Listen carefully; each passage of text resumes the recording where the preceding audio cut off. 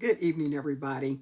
I had promised to come back and share some of my own Black history, and I've been so busy. I run my own company, and sometimes there's just a lot going on. I'm really grateful, especially in the times that we're entering, to have a company that is doing well, and I know I don't take that for granted. One of the things I was thinking about as I started thinking about my own Black history moments and those of my family is that some of the things that my grandmother and my great grandparents did, back in the 40s, 50s, 60s, are things that we're going to have to learn to do ourselves.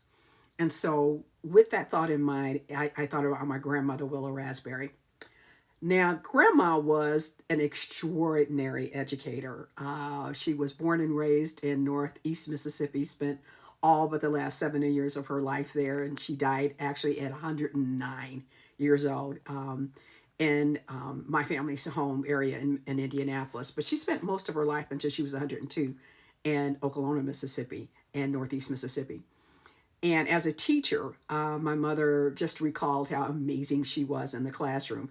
My grandfather, her husband, was also an educator.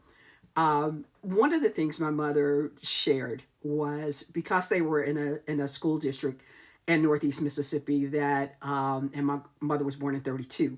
And so they always got the throwaway books that the white kids had. They get books from the Department of Ed in Mississippi that, if it was a 60-page book, they would hope to get 40 pages of it, just torn to pieces, the covers ripped off. And like a lot of folks in the South, these were really well educated people. Both my grandparents had minimally had a BA. I think my grandmother finished or got close to finishing a master's in library science. And so this was a lot for a small rural town like that. And so she wanted to make sure this wasn't just about her. She wanted to make sure that the people around her were educated. My mom recalled her frustration with the raggedy books she would get. So my grandmother went on a letter writing campaign to the Carnegie libraries in New York City. And she would write to them, just send us what books that you're getting rid of. My mother said this went on for years, at least 3 years, that she would write these letters to the Carnegie libraries in New York City. And mom said she was sitting at home one day and an old truck pulled up and it was full of crates. And everybody was like, what is this? And nobody even knew what it was. There were crates of books from from that library in New York.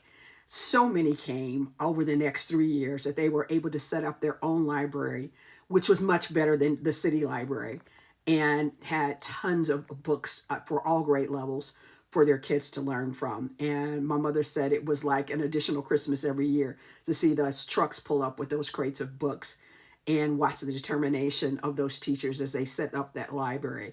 And they end up having one of the best libraries in that part of the state. And so, as we think about how we continue the education of our children, it's going to take creativity.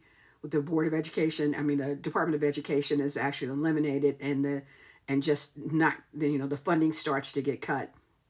It's going to be poor and Black and brown children that are going to be affected most. We're going to have to be creative in how we ensure that our kids get the best that we can possibly offer them so that their careers are not truncated by the lack of education. So I wanted to share that particular Black history story with you to both share the wonderful life of Willa Tucker Raspberry, but also get us thinking about what is it that we're going to do later on. So it's Black History 365, and I'll come back soon and share something else.